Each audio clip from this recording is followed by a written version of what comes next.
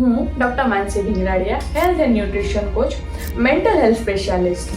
આજે તમારા બધા સાથે એક સ્ટોરી કરવી છે. જે આ સ્ટોરી તમને બધાને જ ખબર છે. બે સર્કલ છે, એક ઇનર સર્કલ છે અને એક આઉટર સર્કલ છે, કે જેમાં ઇનર સર્કલમાં તમે ખુદ બેઠેલા છો અને વિચારો છો, જ્યારે આઉટર સર્કલમાં તમારા જે સારા વિચારો છે, જે તમે અચીવ કર્યું છે તે રહેલું છે. હવે તમે ઇનર સર્કલમાં બેઠા બેઠા વિચારો છો કે જો મારી પાસે આટલું સરસ ઘર હોત, આવો રૂમ હોત ને, તો એના ટેબલ પર બેસીને હું એવું કામ કરે કે જે મારે મેળવવું છે, જે અચીવ કરવું છે ને, તે બધું જ મને મળી જાય. તો તમને પણ ખબર છે, જ્યાં બેસવા મળે છે ત્યાં બેસો અને કામ કરો ને, તો પછી તમને આટલું સરસ ઘર મળશે. બીજું, તો મારે જે અચીવ કરવું છે, જે મેળવવું છે ને, એ મને એકવાર મળી જાય ને, તો પછી હું હેપી થાઉં. તો ખબર જ છે ભાઈ, તું હેપી રહે તો તારે જે અચીવ કરવું છે, મેળવવું છે ને, એ રસ્તો તને આસાનથી મળી જશે.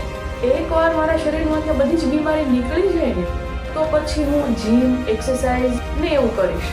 ખબર જ છે, એક્સરસાઇઝ કરીશ ને તો એનાથી જલ્દી હેલ્ધી થશે.